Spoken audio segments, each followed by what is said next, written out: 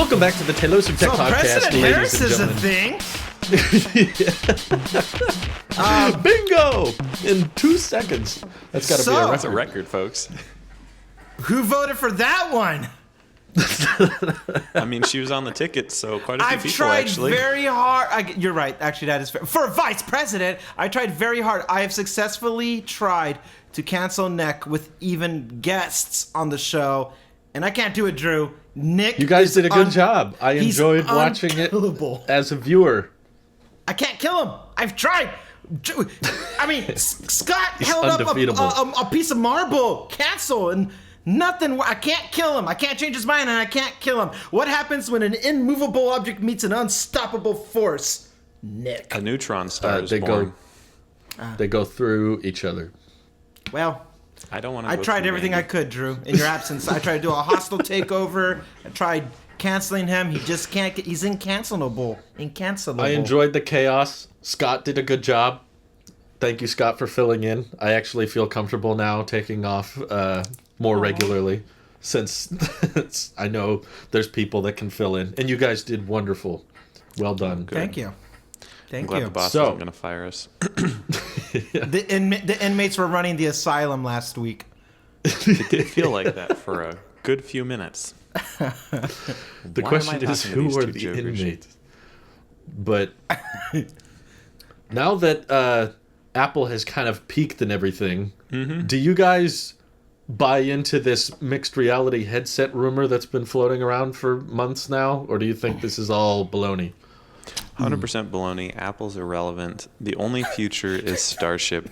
We're all just going to stop being Apple sheep. My reality distortion field has been popped. That's what I've realized over the past few weeks. You couldn't get this space stuff out on the EV podcast, so you're dumping it here. Top of the show here. Yeah, we just needed to get it out. There we go.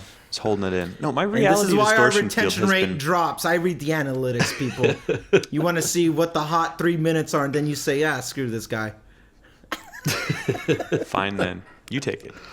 Okay, Fine. mixed reality. Nick says it's baloney because his reality distortion field has been popped, but the mixed reality headset will give him a new reality distortion field. Yeah, I think it's a thing. I think it's gonna happen. But why? Because- what business pitch can Apple have with Why a do headset like this? NFTs have to have a purpose? It's just They it's don't. It's That's a new not thing. a good argument. Oculus is the known name. You got HTC if you're familiar with the space, but I really wish Jordan was here. He knows how to articulate this better, but Do you mean Meta? no. Well, I'm talking about if you're talking about company, then yes, Meta. But when you think of these headsets, Oculus is the one that people think about first. The shape, the size, how it goes on your head, and how you And they use these scrapped it. Joy-Cons. And they scrapped it, but it's still the thing that is known for its VR experience. Evidently, everybody and their investors are so jazzed about the metaverse, quote unquote. Yeah, where did this come from? The cookie crumbs have been there. It's been inevitable, and I mean Apple and here's why I think that's a thing, because Apple has alluded to AR being more important than VR. Yeah. And they've been actively pushing stuff that we see as irrelevant today with these LiDAR sensors and all this other data. But I look at something like Maps and how clean it is now, and I actually like using their UI as opposed to the satellite view of it. If you go to Apple Park, for example, and you zoom in on their UI, and then you level the point of view to where your eye level with it, you can see inside the ring and actually look at all the rooms. And you can see the staircase that the Steve Jobs theater spiraled down. There's so much attention to detail for things for people who just want to kind of like look around at it. We drove across the Golden Gate Bridge on our anniversary trip, and it's all animated within Apple Maps, like That's the so whole cool. thing and its height and its depth. However, as cool as Apple Maps is, it's been acting horribly for me lately. The Sorry. GPS thing has been dislodged. It thinks I'm like several hundred feet to the west or whatever. What? So whenever I'm driving, it keeps saying like, "Oh, you're on this road. Turn here. You're on this," and I'm not on that road. It's like completely off. Is your maps not having precise location on? It worked perfectly on the drive down. Oh, there was okay. no problem. And then on the drive back, it was like we were driving through, SoCal with all the highways and freeways and stuff, and it kept thinking I was on these tiny residential streets off the freeway, and it was like, make a U-turn, turn here, turn here. It's like constantly rerouting, and I was like, I'm just on the freeway. I don't know what's wrong with it. I've tried restarting it. My wife's phone works fine, so we just use hers, but that's annoying. yeah, it's a very noticeable bug. Worst experience I've ever had with Apple Maps. I've never had an issue before. Well, excluding that unfortunate drive, Apple Maps is kind of cool, and it just I think it's a piece of the overall picture of things that we don't even see right now about how much they're putting into their own digital realm. I don't think it's going to be as life changing as the hype is making it. The same way crypto or NFTs or anything else that's just strictly digital. If there's not a tangible element to it, I don't see it as life-changing, but it's something new that just technology as a whole is pivoting towards. And it might be because everything else is plateaued.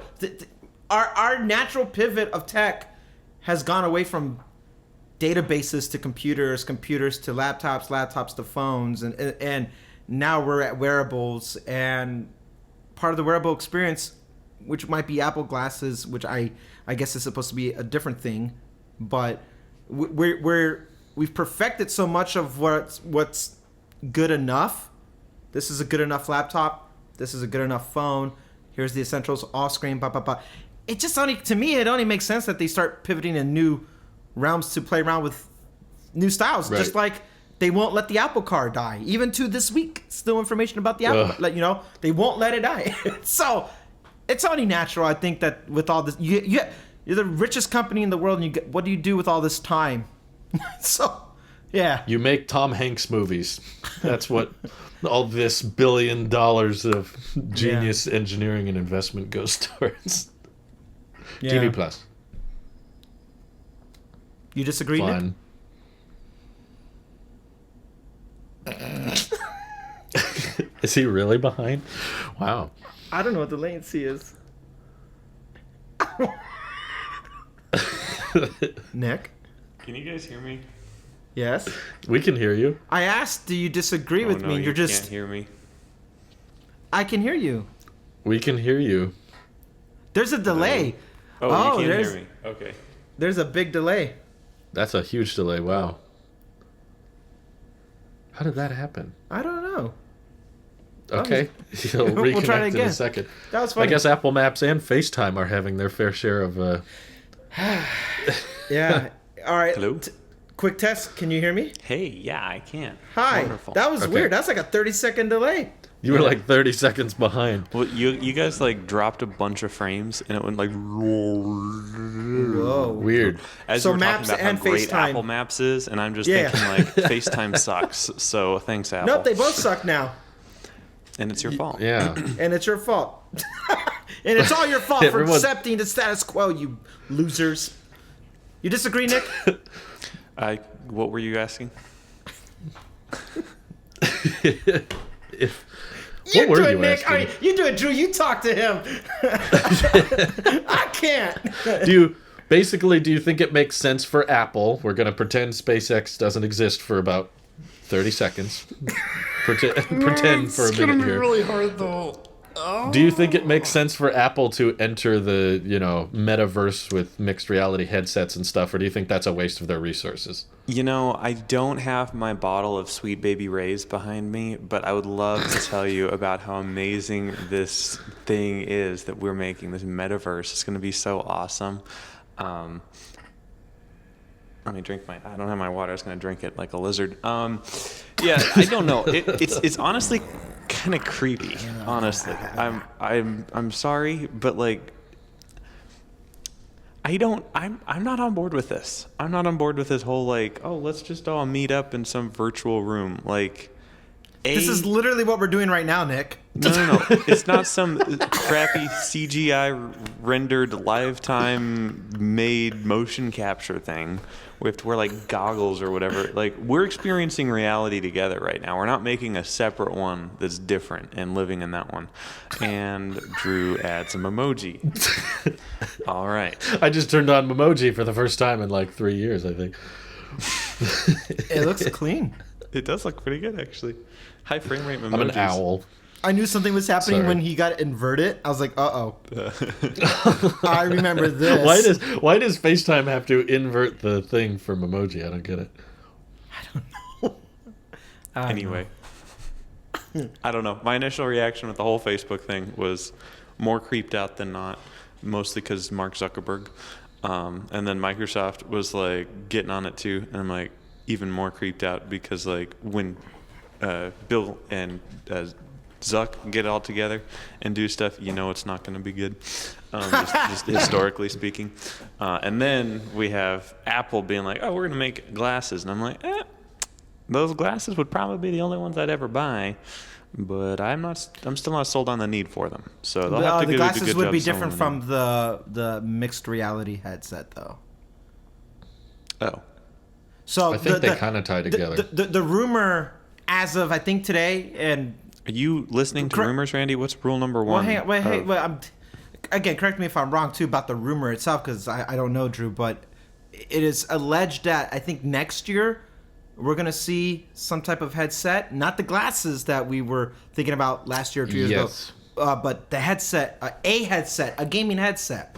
They push arcades so hard. Like I feel like there's so many pieces that tie together. Like, yeah, that makes sense that they're gonna make a headset for gaming. They're gonna want to compete with Facebook. At the end of the day, Tim has openly thrown blows at Zuckerberg about we wouldn't be in the position Facebook. Like they do not like each other, and I could see petty billionaires be like, we're gonna make a headset but better. I could see Apple doing that and doing something that's not as creepy as Meta or Metaverse. And I just think all the separate pieces that we see from everything else, if you put them together, you have the headset. I don't know if it's going to be marketed as a gaming device. I don't really know. That's the part I'm a bit confused.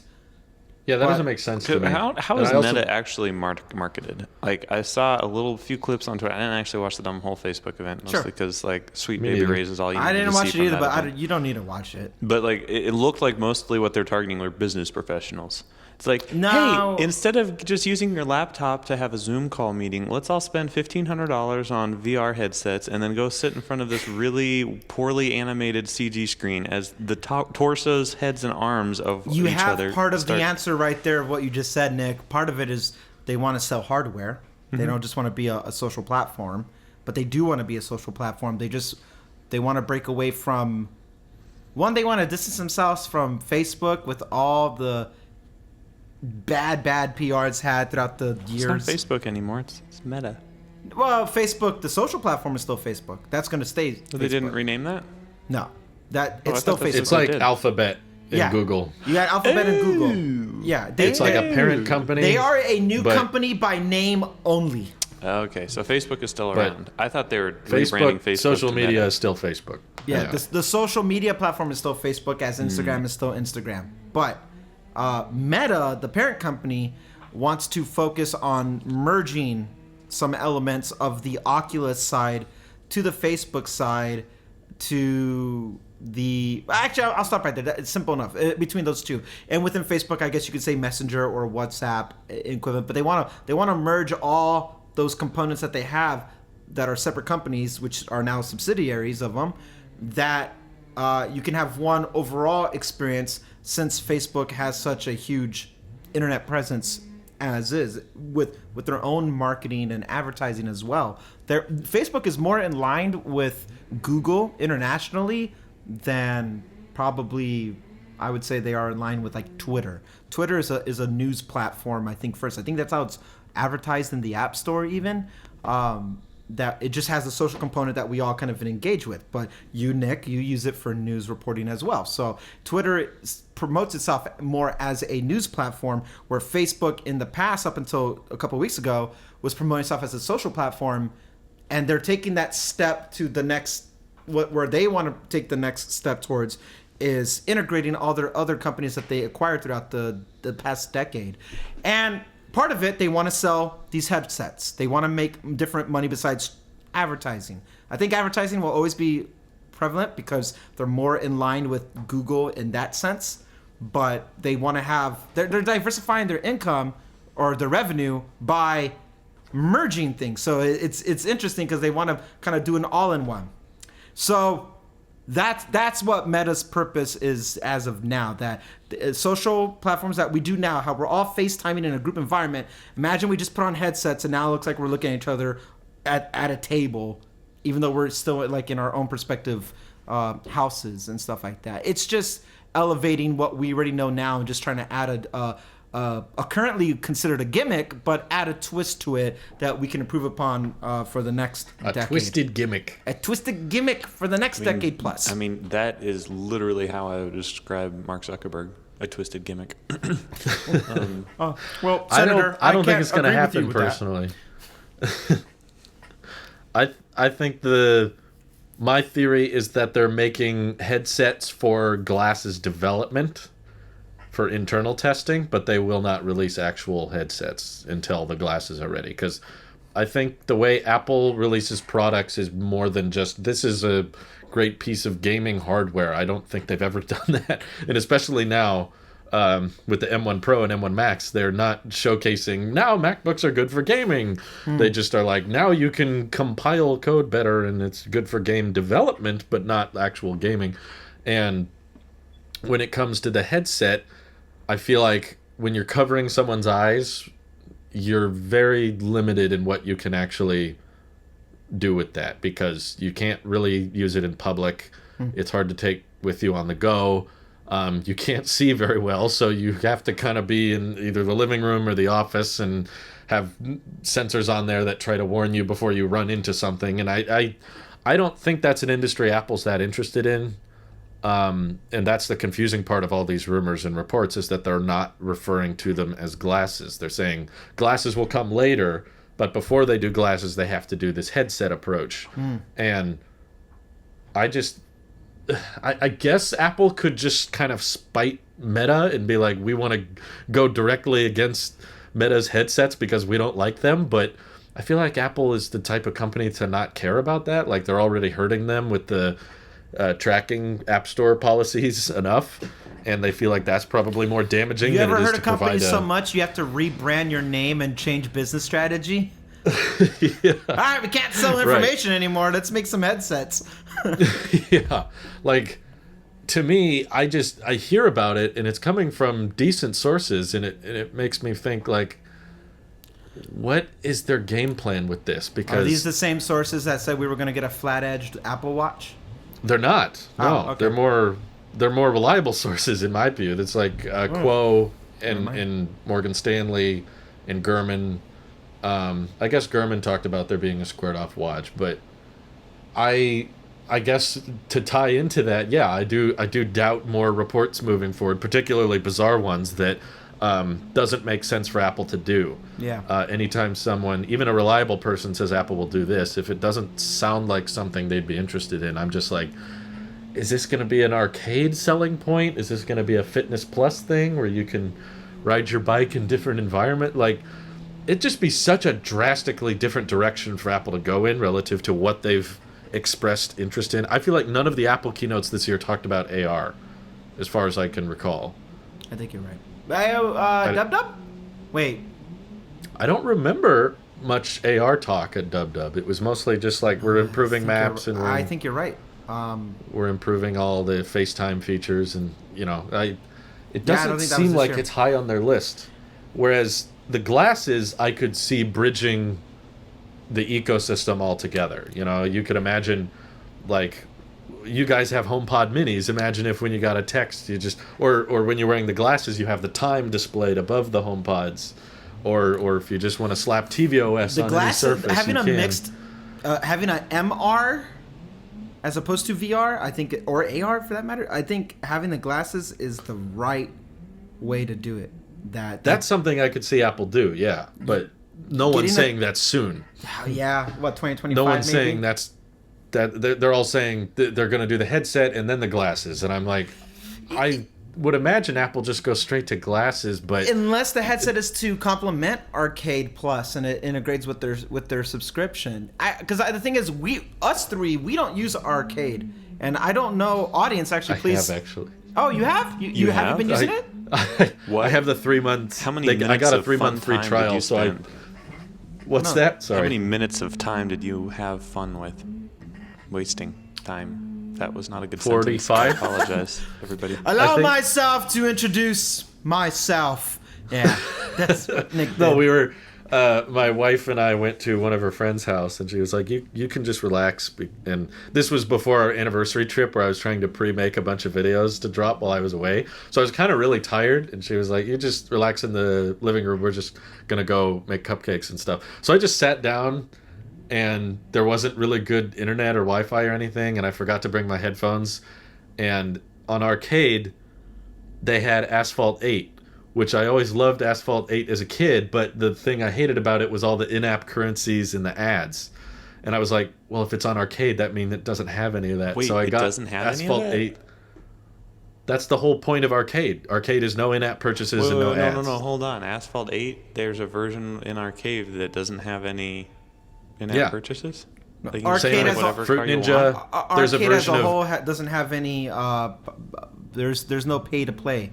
The pay is the subscription. There's a Angry Birds without any in-app purchases or ads, and I was seeing all these nostalgic games I hadn't played in a long time, and I was like, dude, well, I hated the ads and the in-app purchases. So, and when I bought the MacBook or the watch or something, I bought something, and it offered me another 3 months of Arcade. So I have until like Christmas Day, I think, and I just got Asphalt 8, and I was playing it, and it was the most satisfying thing because the race just ends, and then you can decide if you want to play again. There's not like a watch this 30-second thing, or there's not this buy this currency now. So it was just like 45 minutes. It wasn't very much, and it was at 120 hertz. And I was like, whoa, this is really... So I just kind of disconnected for a moment. Maybe I need more games in my life. Honestly, Maybe that would I help. recommend I'm looking it. at this, and if they have... What's that one, candy? The one where you feed the little froggy the candy? Cut the rope. Cut the rope. If they I have think that... they might. I'm going to be all over this. Like, I don't know. But anyway, I don't know how we got onto Arcade. I thought it was but- just like a bunch of indie games. Like, honestly, from everything that I heard was for from a Apple, while. it was just a bunch of indie games. And I'm like, Yes. great, but I don't have any nostalgia with any of these. They do! Cut the No. Rope remastered! Oh my gosh. Before everyone gets excited, I will not pay a penny for this feature. I've literally used it under an hour in the past month. So even if Apple Arcade was 1 penny a month, I would not pay for it. But the fact that it was free, I was like, sure, why not? And I feel like to tie that back into what we were talking about, Apple has discovered that when they tried that animation at the beginning is always kind of cool. Apple has discovered that when they tried to do the indie like startup game and all original titles on Arcade, it wasn't working. Yeah. Like, I don't know, we don't know the financials, but they seem to have now shifted the whole direction of Arcade to now nostalgia, just without the ads and without the in-app purchases. It literally, and they've Drew, literally, I could have cared less about Apple Arcade 10 minutes ago because it was all the indie stuff that I thought it was. And now that I know it's a bunch of nostalgia, I'm like, okay, cool. Then the play Angry nostalgia, Birds. I think, is all the direction. And I've heard they've taken a lot of the Arcade exclusive titles and brought them to other platforms. So, to me, that's evidence that the original style of Arcade was not working. And they were like, okay, this isn't going to work because some people might like mini motorways, but they're not going to spend $5 a month on it. But there's a ton of people that are like, I played that game. I remember playing this. And now all the ads are gone. And that's what they're banking on. So, Bro. how does a mixed reality headset that it heightens your arcade experience and lets you play, Angry Birds VR. And that's the other thing is that a lot of these reports are saying it's going to be pricey. It's like a multi-$1,000 headset. And Wouldn't Apple be more interested in doing the Samsung approach where you slide the iPhone into a box and then the iPhone is the screen and the gyroscope and the cameras and No, because maybe you need the sensors will just be different. If you're gonna go toe to toe with the Oculus approach, you need to have better hardware than a smartphone. And the thing is, this what you're saying is like, why would anybody be interested? That has been the case for Oculus now, but the people who see value in it are well into their second or third generation of getting the upgrading their hardware for it, and sure. And it has improved. We're at the early stages of this right now. I remember seeing early demos of Oculus. I'm like, oh, that was fun. All right, now I'm not going to spend $2,000 for it. But that's me now. I tried several headsets years ago, but since then I've not been convinced. Not thousands of dollars, and I got an Oculus that was gifted to me last Christmas, and when I asked like how much did you spend on this, and they're like, oh, just a couple hundred. I'm like, couple hundred? Yeah, this is the portable one. I was like, oh, okay. So I played it, and the catalog has improved. The hardware itself has also improved. If you're a gamer, you don't really need much selling, except you need to have these games have that adaptation to work in this VR realm. Breaking out of the gaming sector of it, that's the harder hurdle. Twitch is known as a gaming streaming platform, but Drew, you used it for more than just gaming. You didn't game mad at all. You used it for interacting with the audience. There are other people who do the same thing. Commentary, music. There's more than one thing, but streaming has been more aligned with gaming than anything else because that was the first audience. You know how they make this joke, or I've seen this joke at least many times, that that porn moves the industry forward about new techniques with like YouTube and stuff like that. It comes from the adult industry first, and then they adapt that stuff and it rolls out because it sells. Breaking through the same thing, that's how it works on the gaming side. Things happen in the gaming sector first that come out to a bigger, more mainstream side of it later. And no more prevalent is that than you see that in Twitch, that YouTube will start adopting some of the stuff that Twitch would do. And there's this, like, okay, I'm gonna implement this, try to make it our own. This is all good for 2D experiences. Now you want to implement this LiDAR technology that Apple has been using for a few years now, well, more than a few years now, on top of all this data that they've collected, for example, maps, which I agree, and I know you haven't said this part yet, Drew, but we've talked about in the past. Imagine wearing the glasses while you're driving and you have your GPS right there in a way that's not intrusive. That makes the most sense because of all that data that's already collected.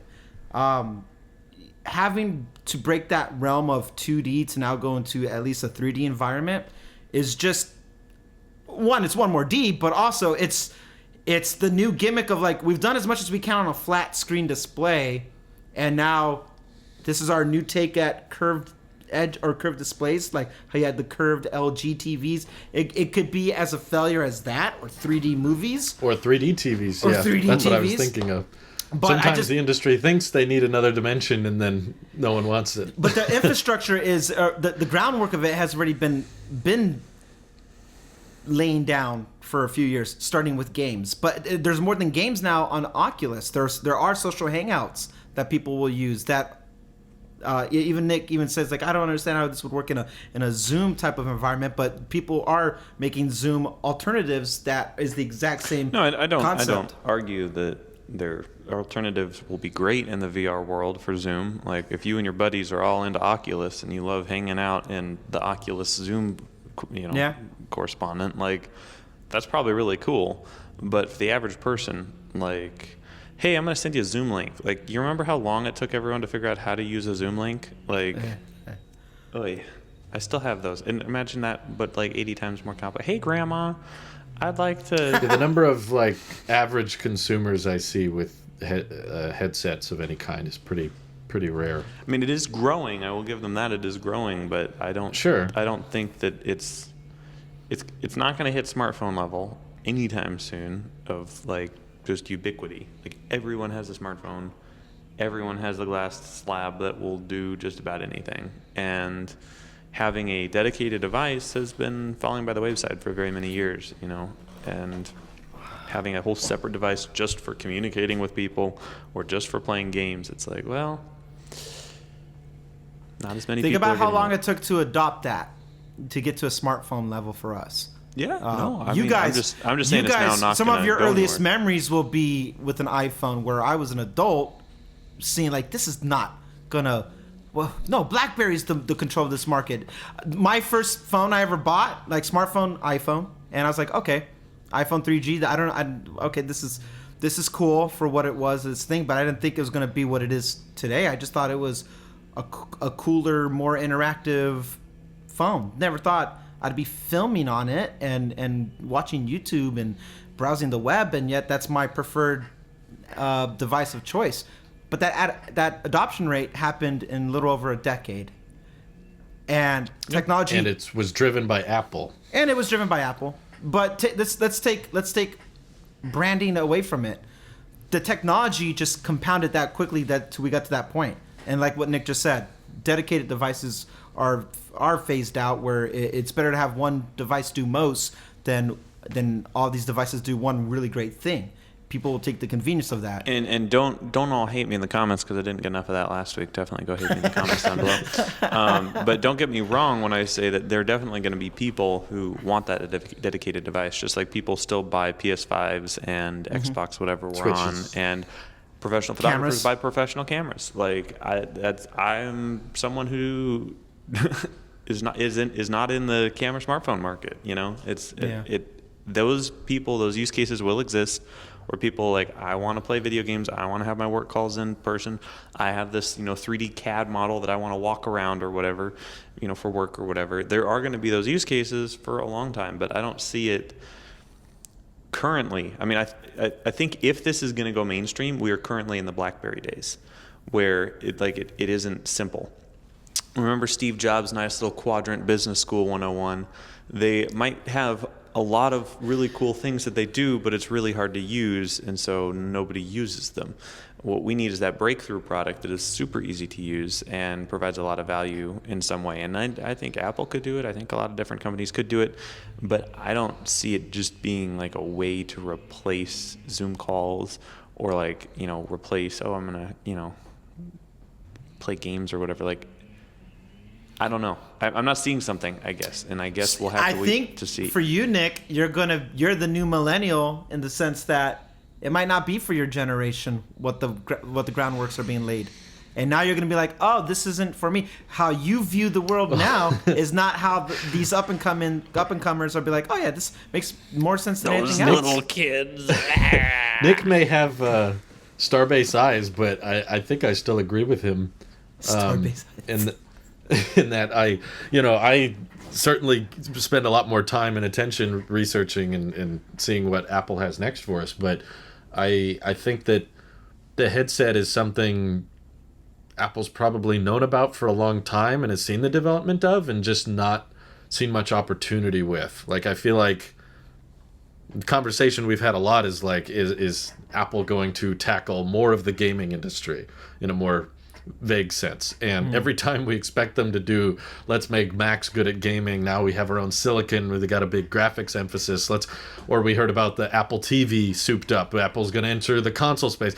Every time we get pumped for that, it always doesn't happen. And the closest thing we got was arcade, which was everyone's kind of approach to Netflix of games to a certain extent, which makes perfect sense under Tim Cook, who's all about services and recurring revenue and making this one subscription for everything.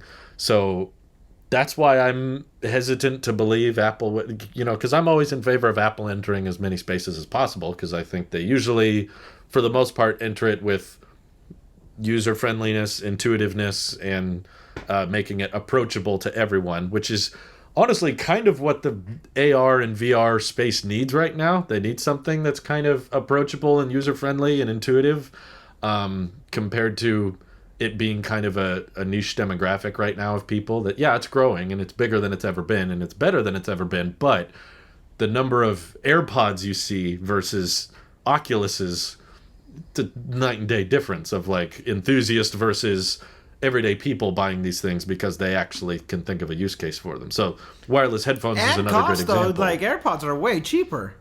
Yeah. So, kind of. I mean, the Oculus Go is only a couple $100, I believe. Okay, but I would align that more with AirPods Max. You don't see those. And that I actually saw a couple on my last quite trip. a few recently. You guys are heinous, hanging around these billionaires who don't know what to do with their money. Well, outside of just AirPods, I mean, like Apple kind of normalized this idea of spending, hundreds, if not thousands of dollars on phones every year, and getting people comfortable with that. Yeah. And the AirPods world is taken off by storm. That wearable, the Apple Watch world, which wasn't here a decade ago, now becoming the most popular watch in the world. That's all several $100s a pop. So basically what I'm saying is when it comes to somewhat pricey new tech, Apple is the best in the industry at getting people to find it worth it. That's true. Yeah. They couldn't get me sold on AirPods Max, but I still saw pedestrians on our trip. I was like, why does that guy have AirPods Max? What's wrong with him? But people do it. He's like some homeless guy with a cardboard sign, hungry. Need money for Apple Card payment. My battery's almost dead. Need a charge. My battery's I'm using transparency mode right now. But like basically it's my same approach to foldables of like, I don't think Apple will do it, but I do believe they would do it better than anyone else, and it would probably be the best one in terms of software optimization, ease of setup. What was interesting about Kuo's report is he's saying that iPhone 14 will have Wi-Fi 6E, as will this headset, which should allow for high bandwidth, low latency signal to be communicated between both of these devices, which plays off the idea of the iPhone doing the heavy lifting to offset for onboard graphics so that your battery life can be longer for. That's how I thought the glasses would be. Like the iPhone is kind of powering it, sort of how the Apple Watch is piggybacking off your iPhone. So he's talking about how Apple's ordering these components for a new iPhone, but also for this other thing that they're working on. And I just struggle to see how Apple pitches it or markets it. But I mean, and that's why they don't pay you the big bucks, Drew, because no, they don't. No, they don't. 100% what you just said. I think we've all are in agreement. I would even if Nick's reality distortion field is popped. Apple's the only company who will be able to sell me on something like that. And I mean sell me in the sense that like I'm going to spend money. I had the Oculus gifted to me. I didn't spend the money because I won't spend the money. I've tried many headsets, but I did not pay for any of them. I'm all sold, but with the price tag of AirPods Max. I think it's the best, and I want it. I'm not going to spend that money though, just because it doesn't make sense. I can't justify that. But I didn't justify I'd myself. Say if it was perfect, I would spend that money. But it's still got Lightning, and it's still got the stupid case. And even I think about that. Even if it had USB-C, even if it had the lossless audio capabilities with the headphone jack, $550. The same reason why I couldn't be back in the day at least be sold on regular HomePod. I tried it. I returned it. I can't justify it. Maybe the market spoke for itself about where these price brackets should be, and where Apple has normalized the cost of certain wearables and the cost of certain headphones. They did not normalize over ears, and they might. Maybe they will long term. Yeah, maybe. Sony, and Sony maybe and they'll Bose be start able making to $500 normalize pairs. headsets when it comes to that. But the thing is, you can't sell me on it if you got crappy games. Because if it's just gaming, I'm not interested.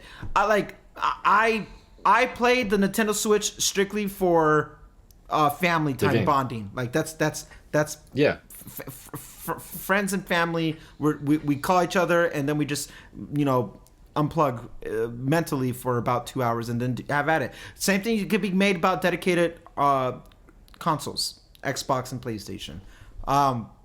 But the thing what they have besides great hardware is they have great games. And the fact that they're exclusives is maybe why one goes towards one or the other as opposed to maybe online. When we talk about PC gaming, it's because you can customize however you want, but at the end of the day, it's because of the content, the games. Apple hasn't sold me on anything but some mobile games that I'll pay 99 cents for at most, and I won't do it. I dropped $20. That's their thing. I dropped $20 on nostalgia once through the App Store, and that's to buy Knights of the Old Republic, and that's my childhood nostalgia, and it was worth every penny. And if they put that on some arcade thing, I would get the 90-day free just so I can play the game and say, memory lane, good to see you again, and then I'll just move on. Mm-hmm. But to keep me invested, I don't know. These headsets, at the end of the day, like unless you're not marketing it as a gaming device, you're marketing it as like, here's what you can do to do FaceTime now with all your little memojis and all this. I'm like, that's my thing. Is like I cannot find that solid use case for them to sell it with, which is why I'm like, could they? Yes. Will they? Doubt it. It's kind of the same answer to turning Macs into gaming machines. Unless they introduce something that's new that we're not. They could buy out some game companies. They could drop a few billion on AAA titles and make Mac exclusives. I've always said it's never been a hardware problem. It's always just a title and optimization thing. And they could shell out a ton of cash and say, hey, optimize your game for the Mac. But the reason they don't is because the amount of money they would have to shell out would not see a equal or greater return from the number of people willing to buy those games for Mac. So my theory is they know what they have to do, and they know they don't know if they have the strength to do it. They have to make Siri an actual Cortana-looking person. That's how you do it. That's how you do it, right? That's why Windows is so successful. I think my theory, because I've heard this. I've heard the argument made so many times. Snazzy Labs did a great video about how the new MacBooks are actually good at gaming given the right optimization, but in order to change the game, if you will, Apple would have to shell out a bunch of money on these AAA titles. And I was like, I think they know this, and they know it's not worth it. They're like, we know we could do it. It's just not going to see a profit. It'll make some people on YouTube happy, but it's not going to make as much money as a TV Plus or a Apple Music tier or something like that. So that's not where they see much potential in their future, as much as it would make a lot of people online really, really happy, because I know there's a ton of people that want the Mac to be better at gaming, but it's really not up to Apple unless they're willing to just drop billions. But with Apple's whole opinion of the gaming market is what makes me doubt the mixed reality stuff, because I feel like gaming's kind of the only direction you can go with it. You can maybe design your own 3D home with the TV and music and stuff, but it's so out there, which is why it's so weird to hear so many people report on it.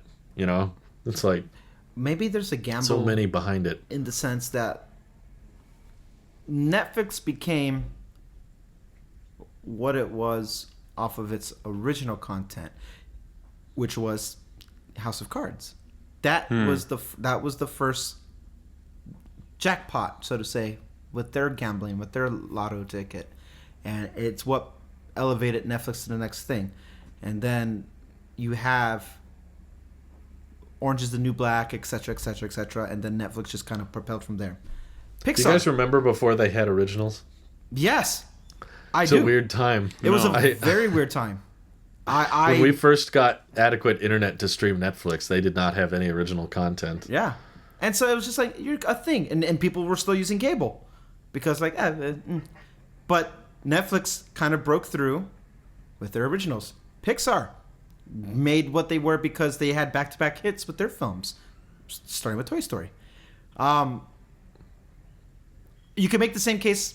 I find it being easier to make the same case in gaming as well. Xbox came out, and its launch feature title, Halo, it put Xbox on the map to be relevant in the gaming community as a late entry next to Nintendo and Sega and everything else. Now you had Xbox and they are the newest game console, so to say, in the gaming sphere. I think Apple is not looking, more so waiting for which one's gonna stick, which one's gonna pop. What is their House of Cards? What is their Halo or their Ted Lasso or their Yes, or their Toy literally Story? Ted Lasso. I want to hold the game. So you have the morning show, the game. I know what you did. Ooh. How's this gonna finish? It's like Clue, but not. But you already know the ending, at least for the first part of the game. Should make game versions of every show. But so I think that's what it is. When they figure what pops there, maybe they could double down on certain hardware or headsets or something. They do one for C and it's just a black screen. Oh gosh. Hey guys, I'm Jason Momoa. If I try hard enough. It's just a spatial audio game. Oh my god. You can hear things move That's around amazing. you. That would actually work. You could market that. These ideas are free, Apple. No, they're not. Pay him the. No, they're not. No, they're not. This is our idea. Oh, man. Yeah, you bring up decent points. I do think I find myself asking every day now, like, as more and more of Apple's hardware has peaked, like, where do they go from here? Software. And I've heard that argument made of, like, they got to go in the gaming direction because they've kind of figured out everything else. Like, they got where's the texting car, down. Apple? No, I haven't seen that one yet. Right. That's always 5 years away. It's funny how frequently the 2 weeks timeline changes on that thing. That's their 2 weeks. Can you believe how much the stock went up just on that report alone? You know, short-term excitement does weird things, doesn't it? I remember reading about Apple Car in 2014. Oh my Is that- gosh. Was it that long ago? Wow. I remember I was in college, not college, but I was at school, and there was this news story breaking about Project Titan, and it's confirmed Apple's working on a car, and Elon's talking about it, and I was like, wow, they really are going to do it. And here we are in 2021, and I'm hearing 2025, it's They're coming. really gonna do it. Wow, it's real. And to see, I bet the stock went up a lot that day too, all those years ago. There were even rumors of it Whenever Tim when needs Steve a Jobs little was alive. boost on his, personal, nest egg, he's just like, hey, sketchy journalist, I'm still thinking about that Apple car. Whenever he's Hire a car engineer and then fire him a day later. whenever you gotta do a quick stock cash out, regulatory purposes, I'm gonna sell 10% of my stock. Hey, I'm gonna make an Apple car, Ching. Oh, on the subject of investing, I did a little math on something that I thought was fun, Apple related. Okay. If you wanted to get Apple One Premiere for free, Okay. you just have to spend $10,000 on Apple stock, and the dividends will cover it. Chump change. Please. So, Only on the subject of services, that's how much it costs to buy Apple One Premiere outright, and that's if the stock does nothing value-wise. Of course, the stock may go up. it always That's goes not up. financial All right, Drew, advice. how much? No, this is financial advice. How much Apple stock do you He's need kidding. in order to have the dividends pay for a new Apple stock? Well, that's constantly changing, right? Yeah. It really But- depends So- on the Apple stock cost. If the stock is 120 or 150, then I guess $20,000 or $30,000. I was just thinking because I spent $6,000 on this MacBook, and I was like, I could have put that towards Apple stock, and then I could afford the base Apple One individual plan, and I wouldn't have the best laptop ever, but I would have Apple Music. But my Apple Music would be paid for because no one else wants to put me on their plan. If anyone's thinking of like all your services stacking up, there you go. Dividends. Dividends. Del Dimmadome, owner of the Dimsdale Dimmadome. I think I wouldn't do it. There's better dividend stocks out there. You could just pretend that it's Apple stock instead. Man, I think I feel sorry for the. I'm looking at it right now. Apple's doing well today. Everybody, Tesla and Apple, GG, my guys. You guys are doing great today. It's because of all these self-driving car reports. Because all these self-driving cars. Project Titan is a thing. Every time we talk about Project Titan, I can't help but notice that the Apple stock is a little bit higher, a little bit greener today. So, I cannot emphasize enough how much I want them to do it. Of all things, all right. Are we into the EV section of today's show? Yes, we are. Oh, there's a throwback. There's a throwback. No, it's Apple. We're talking about Apple, not EVs. Who cares, Drew? Let's do it for the old fans. For the old fans, I actually think the car sector is the biggest missed opportunity Tim Cook overlooked in his reign over Apple, because I think he took over right when that space was starting to become possible, where you could actually make decent EVs that were. It's not even really about them being battery powered. It was just about software on a vehicle starting to get popular and starting to matter. And I think Apple's software is really what sets them aside from everyone else. Now their hardware is getting really good, in my opinion, and the hardware is insanely perfected basically across most of their products. So when it comes to that space, I think it's going to be lucrative and it's going to be huge, and they could have jumped on it sooner, and I basically think they're too late. I don't believe the 2025 reports. I often wonder how much money they make just by, hiring a few car engineers and then firing them a month later and then seeing how the stock reacted to that. And they're like, well, we made $40 billion and we only spent $2 million, so that's not the intention, but I just think they prototype it, but it's all in the prototype phase, and the fact that they haven't even unveiled anything means that they're not really thinking much about manufacturing ability. They've only briefly talked to a few car companies about it, and I think that had Tim jumped on that opportunity sooner, Apple would be worth far more than they are today. Some people talk about Apple missing out on the gaming market. Oh, they could be partaking with PCs with all these new Apple Silicon, and they could be PC alternative. It's like, okay, great, you take over more of the laptop and desktop computer market. Does it really push the market cap that much higher? Would it actually change much to where Apple is today? No, their bread and butter has been mobile in the phone and the wearables and the services. That's where all the money's been made. Does Apple care that they don't have the highest market share of desktop PCs? No, they don't care. I don't think that's a huge missed opportunity. It would be nice if they did it, but it's not a huge deal.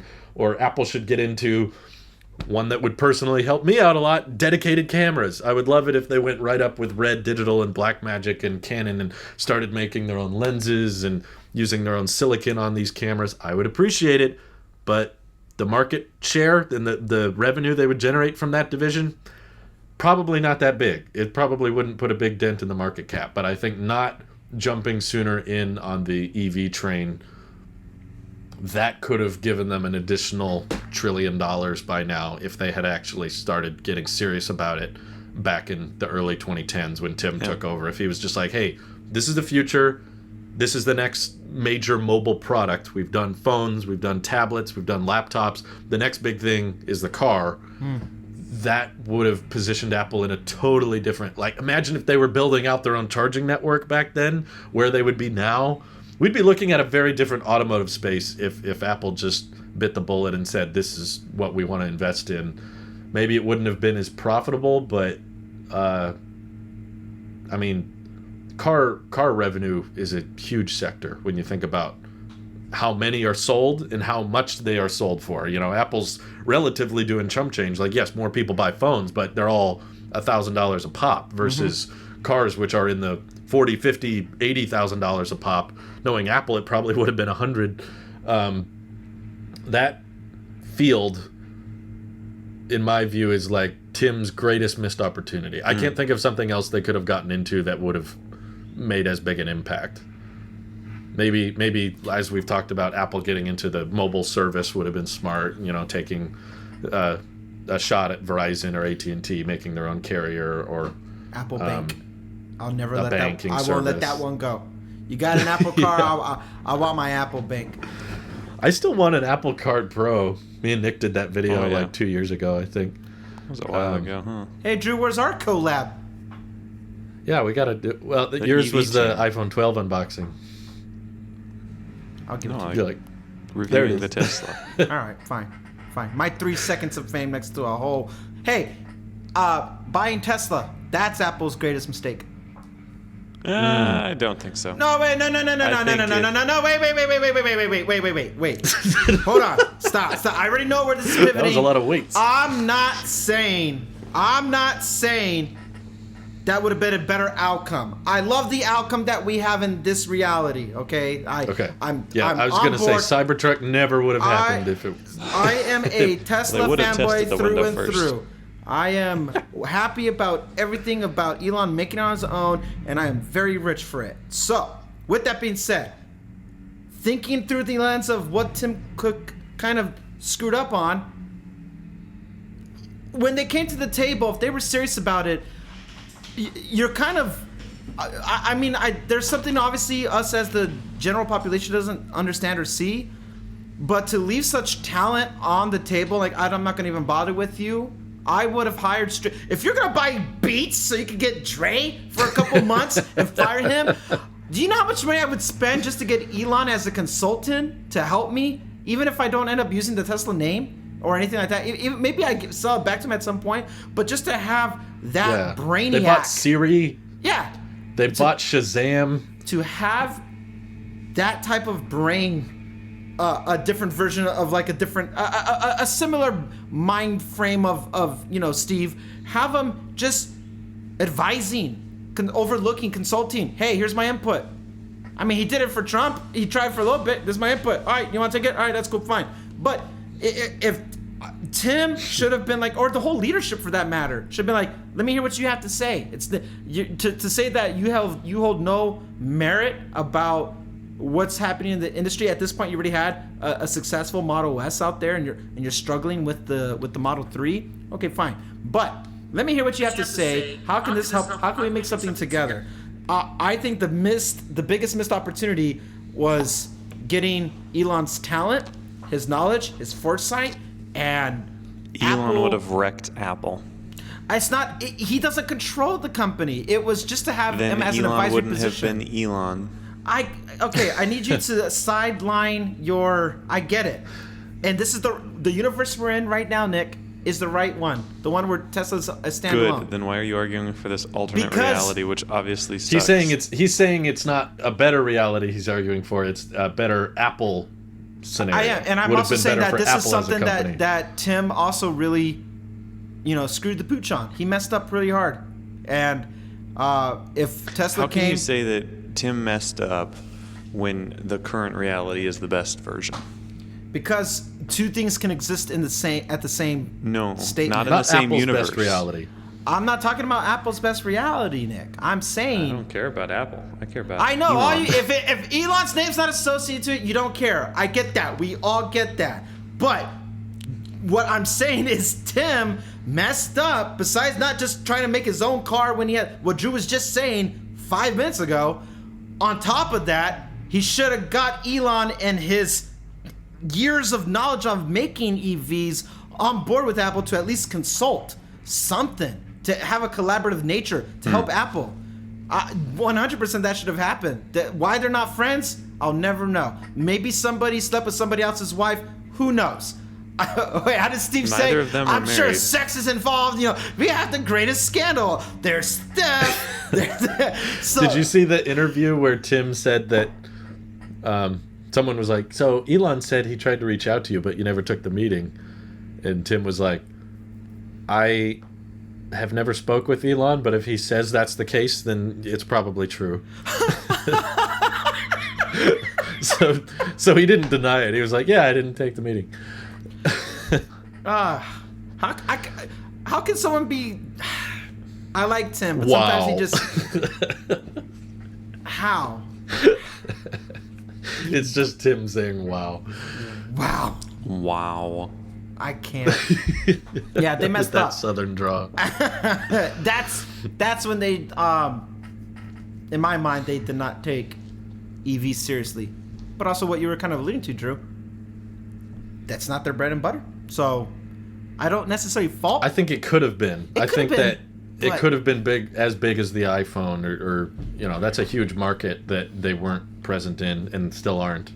But the amount of money these big companies can make off software revenue and the charging network in the future, not so much. Don't look at Ford's infrastructure. Look at how Tesla is going to be making so much money from so many different sources and how many vehicles they'll have in their fleet. Like, Apple could have gotten in on that early. Yeah. And I think maybe hindsight's 2020. Maybe they didn't think about that at the time and they were like, maybe we should have, but it's too late now, or that kind of thing. But overall, Tim has done a great job. I mean, it's hard to complain. No, man, Apple's honestly, it's doomed. still it's hard to complain that's like Apple could have been better. They could have been more when you look at their market cap. It's like, $2.5 trillion. It's like, That could be higher though. That could have been 4, man. That could have been 4. You don't know. I guess that's what I'm saying. If Apple got into the cars earlier, they could have been at a $4 trillion market Tim Cook cap, could have been the richest person in the world, not Elon. You don't know, man. You don't know. I still like them. I just, even for my own sake of just like, this is what we talk about on our show and our podcast a lot. Like, I wonder what 2022 looks like for Apple. I'm trying to think about it a lot, and it's gonna look like 2019. We're gonna have revisions because this a was disappointing Mac Pro. Except that. No, I think we're gonna have a good Mac Pro. But I'm saying that this was the 2018. Like, oh my God, look at all this cool stuff coming out this year. 2018 was spot on, and this is the new 2018. This 2021 was, or 2022 will be. 2021 was that. Oh, gosh, was the new 2018. I am so screwed then. I hate the Apple Watch. I hate the MacBook. I'm just going to be screwed for the next 4 years, is what you just said, Randy. Dang it. Well, Why do you hate the Apple Watch? Oh, well, let me tell you. Number one, it's expensive, and my old one doesn't keep its value very well, so. It's not an investment piece. Yes, it is. There's a hot take. It's expensive. Nick bought like 8 Apple Watches a couple of years ago. And now he's like, I don't like this. Don't remind me. I've wasted expensive. more money than Elon's ever looked at. Yeah, I don't know how much money he looks at, but I know. Seeing how it's mostly zeros on a screen somewhere, then he doesn't look at much. I wonder what will change with HomePods, because it seems like there's a lot of talk about that branching out into more of like a hub with a screen. That'd be nice. Type thing. I could see that maybe expanding next year. Obviously, the complete of the Intel transition is what we're all excited for. Get rid of all of the Intel from the site, please. And as soon a as dedicated, like honky, thick Apple camera. That's what I want. Oh, that would be great. Oh, Honky. I like something that you have to mount to a tripod. You need to have a stabilizer. You need to have like a dolly with it. I want that. You listen, Apple. When you start filming your keynotes with the same tech that you're promoting, that's the day I believe you that this is the camera replacement, or at least your own version. Put it on Apple TV. I'd be impressed if they ever did a whole keynote on iPhone. That would be. But that's the thing. I'm not saying push, because iPhone's limitation is it has to ultimately kind of fit in your pocket, so it is smaller. I'm saying I want something 10 times the size of this. That's an actual camera, kind of like your Blackmagic, your old one that you had. Give me a dedicated gear that's gonna go for 8 lots to of 10 Thunderbolt ports. Thunderbolt ports up the wazoo. Wow, $10,000. You have to then like this is professional grade stuff, competing with Red. Let's go. No, my dream is still be able to set up the camera and record directly into Final Cut's timeline. Like, there's no CFast card. You just press record, and when you stop recording, it's already there. It's been imported. It was wrote right to the SSD. There's a new word for the day. No, wait. Writ. No. Drew was making fun of me and Mike earlier about saying some words that don't exist. Theirs were worse, though, for the record. What did you say? Ours was worse. Botten? Yes, Botten. The other one we can't say on show. The other one we'll save for a... I crapted. Let's say that one. Use your imagination. Use your imagination. But yes, I have high hopes for them, but I just wonder where they go from here. Basically, I hope they make obviously a not flat fun. display watch so Nick can get back on No, board. not freaking flat display watch. I thought you were gonna say flat display monitor. Oh, yeah. I'm still. why don't you waiting. want a flat display monitor? No, I want not a dumb curved edge-to-edge gamer RGB LTE with the fiber optic. These are all Ethernet. accessories, though. I know. like those. That's low hanging fruit. Like, what's Apple's big picture? They've tackled Big the phone. picture. Apple takes over the healthcare system because Tim Cook always says we have a big future in health. I kind of And believe in Apple that, Care. though. You're kind of right about that. So it's just Apple Care now, but for your body. So it's Yeah, your You get to copay's keep your provider. $99. we're expanding our Apple Care program Our to Apple people. And they'll start building out trauma centers in the Apple stores. And you can "Get keep this your guy doctor- your There was stat. talk- He needs a screen face replacement. Apple Care. Oh, did you Plus. hear about the potential of Apple getting into like home accessories and like someone was saying drones? Whoa. Whoa. If you is that along the lines of how they were trying to get in to compete with like GoPro as well? Then, if you have drones involved, is that along those same lines? I don't know. I thought the drone might be more of an iPhone accessory, more so than a dedicated camera. But Since the most it's expensive like if part you would can be get the phone. people to spend more money on their iPhone. It'd be kind of cool to control a drone with just your phone and not like an RC controller. Well, they kind of do that now. No, I mean you have to have like this little controller thing that attaches to your phone with like the antenna, and some of them you have a built-in Well, controller, and then Yeah, I There's some remember crappy drones that are Yeah. fully You phone remember when Nick used to controlled, but- drone? Yeah. Good back times. before I moved down to where they can't fly them. Remember when Nick used to be all Apple? Good You times. know, good times. Hey, speaking of things that y'all are gonna hate me for, Right to Repair and Apple, woot woot. We finally have right. a method to replace our own screens. I'm so You excited. guys about had a this. good discussion on that. Thank you. That was interesting. I know That was Drew right- sided that was with right me. before He's the not news going to dropped. tell you, Nick, but he sided with me. I think I sided with Scott mostly. How dare you? How dare you? Scott was a perfect replacement Well- for you. I knew it.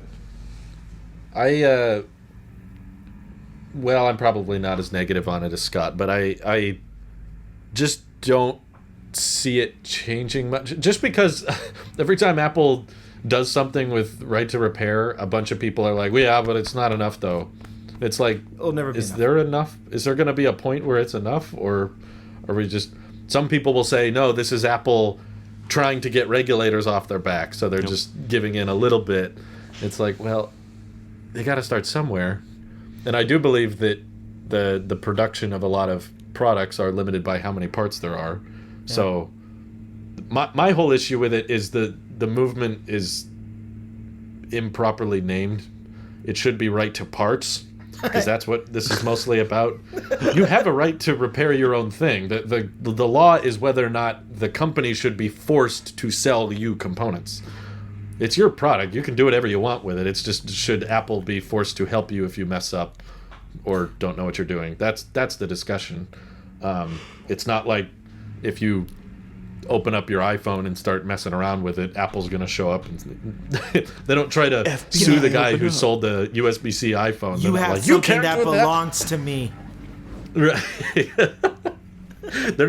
They don't care what you do with your device. They're just not guaranteeing to help you with whatever you do with your device. So that's why I think the movement kind of acts like it's about one thing, where it's really more about forcing a company to offer Right. certain things. Right to schematics is another part too, though. Not just parts, but I think the schematics themselves. I've heard from a lot of different people. So like Rossman is the most vocal YouTuber, and Marquez put another spotlight on it a couple months ago when he talked about it. But I've talked to the authorized retailer or repair shops that Apple works with out here when I took my AirPods in. I didn't bring it up before because it wasn't in line about the AirPods, so it didn't feel noteworthy. But I did pick his brains. Like, do you have the ability to repair here if I sent something and you need to get to the motherboard? And he says, I don't. I have a quick assessment tool, the same thing that the Genius Bar, they'll plug the diagnostics in to run something. He's like, I can do that, and I can do a quick, entry level troubleshooting. And I could do that. Like I'm hardware technically literate, and I'm trained in this. Anybody can really do this now. He's like, outside of that, I don't. The difference is that when I open it up, if I need to unscrew some things like that, I can send it to Apple, and it doesn't void any warranties. So that's where I was coming from, at least last week, about saying that I wish these guys had more training on the ground level to not have everything be a bottleneck of it doesn't. It seems like it's a vertical, but if you can fix it at the ground level, and it's one less moving part about having to ship it somewhere to have it come back, I would rather interact with the person who's actually working on my device than the guy who's my liaison, because that's all he is. Mm-hmm. It's like, I'll go to apple.com and open up my own ticket and get the box and ship it out. I've done it before with the Apple Watch, so I could do that part, but I need you to look at it to be like, we have to send this in. I could have told you that part. I'm not lying. If someone else has to put eyes on it from the actual corporation itself, just send me the box. I'll cut out the middleman then, and it just kind of feels redundant for the sake of control. I get it. Not everyone is technically literate, so in that sense, they might feel comfortable taking it to somebody, but it doesn't really fix the issue. Now, if you're going to have access to parts as an individual, and ideally, if I remember reading correctly, schematics as well, at least some parts of it, the parts that matter. Manuals is what they say, not necessarily like engineering schematics. But okay. It fixes some of the issue, but I think this will fix about 80% of the issues that people have with Apple. This will fix 80% of the issues that most right to repair people have with Apple's current stuff.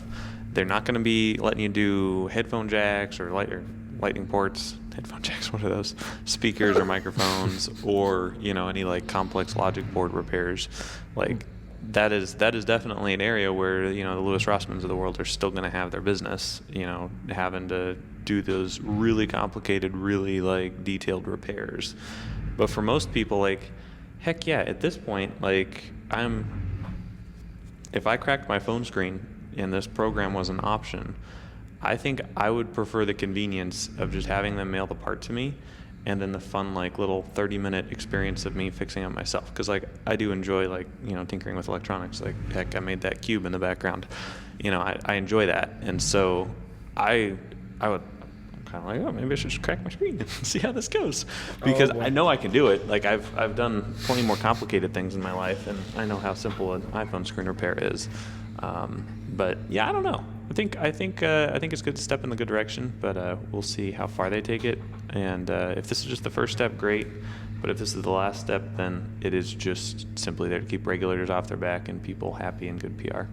But if this is a first step, then cool. Yeah. I'm happy for those that will utilize the program. Like I take no benefit from them not offering those parts and stuff. It's definitely not something I plan on utilizing myself, but I guess I side more on the idea of letting the company decide what they want to do, because there's a lot of things that would help me personally, not repairability, but there's a lot of things Apple could do that would help me personally and my business and my livelihood. But the question is, should a government get involved to force Apple help me in my livelihood? And I think that's where more of the discussion should be going on, is like, okay, if Apple decides they want to manufacture a product a certain way, and they decide that this component or this board is difficult to repair, and because either through manufacturing contracts or supply chain shortages, they just say, we don't want to divulge too many of these components to repair shops, then we choose not to. And should a government get involved and say, actually, no, you legally have to provide those additional components? Because I've just run into the instance with third-party repairs where they've done a bad job, and I don't think it's necessarily because of the component, at least from the work I've seen, is like the reason I always feel more comfortable bringing something back to Apple is, at least in my experience, if they screw something up, they'll just give you a new one. Yep. And you know that's not going to happen with a third party. They're not Yep. going to be like, sorry, I messed up. Here, have a brand new laptop. Whereas I've seen that and heard that on story. it that they give me something new. Yeah, a lot of people are kind of hoping. Yeah. Remember the keyboard case, not case, but the butterfly keyboard thing, people were actively going back to Apple because they had this whole replacement program and they knew they could get a fresh new computer. So I am all in favor. If Apple wants to provide those parts and they can do it and still scale their production, then great. Like, I hope people don't look at my pessimistic attitude as, no, I don't want anybody to repair anything. Like, I'm all for you guys doing what you want. It's just, if the company deems it not worth it to them because they would rather do all this repair in-house, and I have heard stories from Apple employees of people taking things to third parties, them doing a bad job, and then taking it to Apple and asking, what can you do about this? And Apple's like, well, I'm sorry, the last person kind of screwed it up, so we can't help you. So I am in favor of the customer and the consumer getting what's best for them. And sometimes I do think that securing certain components of repairability to in-house and first party only can result in the better experience for the consumer. Not all the time, because I know Apple's not perfect, and their repair places in the Genius Bar has made all kinds of mistakes. I've read the stories. I hear when they mess up and they do a bad job or they overcharge people for things. But I just think only the bad stories are reported on. And I've heard countless stories that aren't reported on, but just from word of mouth of people saying, you know, I took this to Apple and they gave me a free one. You know, I got a That's why I was replacement, so or I got pushy about, well, not pushy is the word, but that's why I was adamant about telling you about the good experience I had with my AirPods Pro recently. I had they did not give me a new Apple Watch when I sent my original Apple Watch in, because it kept doing the not the infrared, but you know, the green light on the back was shooting out. This my Series 0, and I was like, I sent it to them, and they're like, technically there's nothing wrong. They're like, wait, this was a software, we fixed it, and they just sent me the old one back. I'm like, oh, all right. But I try to highlight the good of what Apple does when I know that right now the right to repair thing is looked upon negatively on Apple. It's not. The thing is like, I'm at that crossroads because I feel bad for the third party repair shop that they do a bad job because they don't have the right parts or the prints to help fix it. I don't think they would intentionally want to make it. Obviously, they wouldn't make it worse because that's not good for business. But at the same time, with Apple, when you've even reported on it yourself, Drew, that they sent you new headphones and they oversent at one point. They're like, oh, here's something, like, oh no, only this one was the issue, and you're trying to return it back to them, and it was almost harder for you to just give them back the free thing that they sent you. But it seems like Apple is trying to do the right thing leading up to even this last right to repair movement this past week, but even years in the past, that they are willing to help. And the customer service is amazing. Hey, let me send it out to you. Okay, let's see what we can do. Like, they do go out of their way to try to help. And if it just happens that we're just going to give you a new one, you start to go in a different case of argument when people are like, well, just fix the old one, it's cheaper. It's like, well, if you're not really paying for it, if you have Apple Care Plus and you still have to pay your fee anyway, then what difference does it make? I think I would prefer the new one at that point. But that's just me. I don't know. Yep. And that's probably a lot cheaper for Apple than a third party that would have to buy the whole thing over again. Apple's not worried about the profit margin there, and They can refurbish and take their time on the old one that's broken and resell it for a discounted price or whatever. So it's simpler for them. Yeah. It's not worth the time. It's simpler for everybody. Things. I've been with Nick where we went to the La Jolla store and he took his 10X Max and right there on the spot, that day. And X Max is what I was wincing at. X Max. I was thinking about that 8-hour wait period. So, but he still took it in, and they were looking at it, and Nick did have a legitimate issue with the old one, and those guys right there on the spot was like, listen, instead of just sending it back, trying to do it, like, it's covered under the Apple Care Plus you have, here's a new phone. Like, let me help you make your life more convenient. And I do appreciate the convenience that comes with, especially if you're going to use like Apple Care Plus. I don't care if you give me an old one or a new one. I just want my thing to work, and ideally, I want it back now. So if you're not going to give me a loaner, you're like, hey, here's a temp, like they do with cars. Then okay, like you said, Drew, the profit margin at this point, whatever. Here's a new phone, and I appreciate that, and I don't suspect that to change with them now opening up this opportunity for you to, if you want to open up your own phone and fix your parts, and then eventually the same thing with a Mac. But right. It's my more controversial opinion is probably like Apple is not responsible for keeping every repair shop in business. Yeah. Like it is not, in my opinion, some may disagree, but in my opinion, if they decide to enter a business or enter a field that may, in their opinion, make their product better, make their user experience better, and make things better for the customer, but that may hurt another business in the process. That's kind of what the free market is about. I have the same opinion on AirTags. It's like, this is basically objectively better than Tile in every way. It's like, I understand why Tile is scared, because this is way better. This is better built. It's more optimized. The Find My network is stronger. Yes.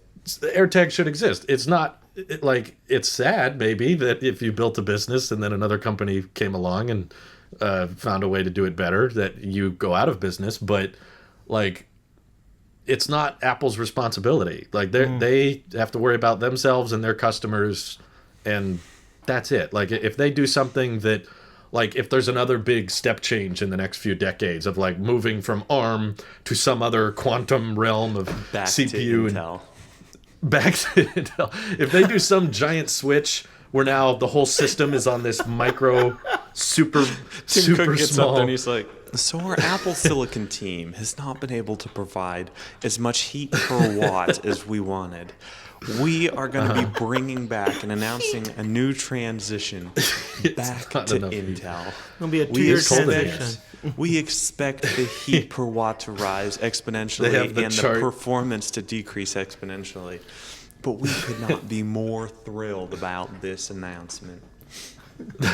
You gotta have the chart of PowerPC to Intel to Apple and then back to Intel. This slide. No, but if in the future they make these super tiny computers that are basically impossible to work on, but they're efficient and they think there'll be a better product, but it comes at the cost of this is way less repairable, and this new generation of hardware and this new generation of silicon is going to basically put all these repair shops out of business. That sucks, but I think that's inevitable. Like, Apple's not going to avoid a new standard or a new generation just so that repairability can continue. It's a more hazy discussion where it's like, well, they could have designed it slightly differently to make it more repairable, which would have helped my business, but they didn't. Maybe because it helps them scaling with production. They chose a design with the laptop that is like, we can build these faster and cheaper, but the compromise is it's harder to work on. They got to prioritize themselves. They're a company, so that's that's what's going to come up first. These third-party repair shops to be in partnership with Apple. I think that's just where my overall stance is that I would feel more comfortable going to a shop that has like, oh, we're a certified Apple. Like, you know how like at the airport, certified Apple retailer, blah blah blah, like means nothing except that they sell parts. All right, cool. Or they sell like headphones for your flight, but same thing with a repair shop. Like, we're a certified Apple. Like that just gives me confidence that like, yeah, Apple has all these proprietary things going on with their stuff that if you work with them and it actually means something, then that'd be cool. As opposed to it would be cool a third party that isn't. And if that means that business, here's where I'd not meet you in the middle, but here's where I would add on top of it. It's not Apple's priority to keep everyone else alive. Apple can charge a higher fee. Like you want to have access to our stuff, you as the shop, you have to pay this licensing fee of sorts to have it. Like that's what we do on the, like I see it on software all the time. Music people I have to pay Apple a different fee if I want to have an Apple Master on Apple Music, just so I can have that badge. I have to pay an additional fee to it to say that I worked with their stuff and I stayed within their strict guidelines. I would love to see that for hardware for people who aren't employees of Apple but work with Apple the same way. That would be just as cool, because then it's like, all right, I trust that you had to meet their strict requirements to make sure everything's. That makes me as an end user. This is tough. I don't want to drive 50 miles an hour to go to an Apple store when I got a guy that's 5 minutes away from here. I'm gonna go to that store. Hey, can you help me out? And then you have that personal relationship with that guy too. Because now I'm in the rural parts of America where I see that more viable. Back in San Diego, I think I would have had a different output. I'd be like, I don't care. I got 5 Apple stores. I could throw a rock at any of them. Now it's like, it feels a little bit more important to get somebody a little bit closer by to go work with them. Is it, Randy? Huh? Not pleasant, is it, Randy? It's different. I just am imagining Randy throwing a rock at an Apple store.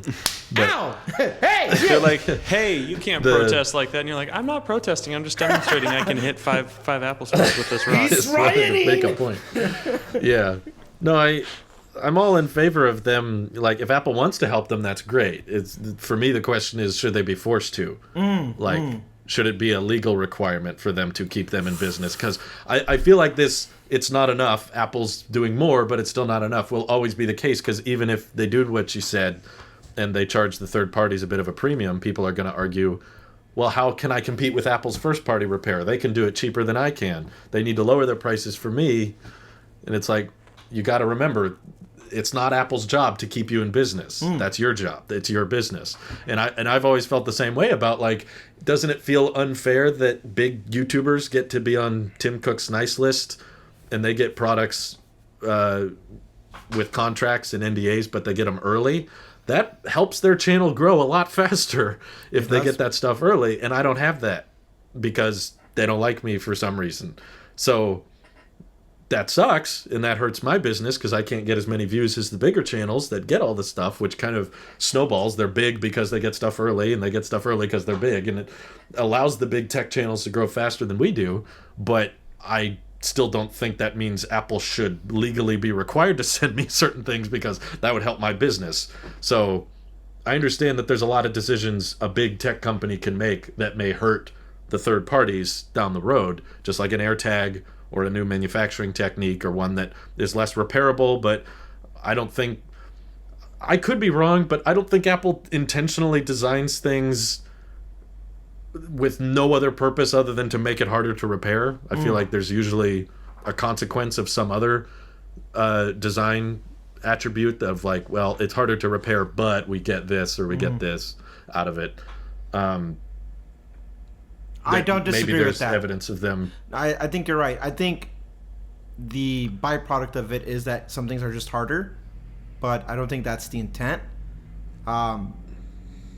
They're just not, when they're designing it, it's not a priority. They're not thinking, oh, wait, we can't design it like that because then it would be harder to repair. Sure. They're like, no, we just need to sell 10 million of these units a year, and it's going to be X amount of dollars cheaper. It's more important to make sure that we way. have a functioning face biometric system in place than it is if this screen cracks, and it cracks just right over this one of the infrared sensors or the dot projector. Like, they're more focused on making sure that the security part of, say, like Face ID is more important than anything else. Yeah. Which I see the argument, the case of what I was talking about last week is like it killing Face ID directly. I see the security protocol being in place for that, because now it's kind of been compromised.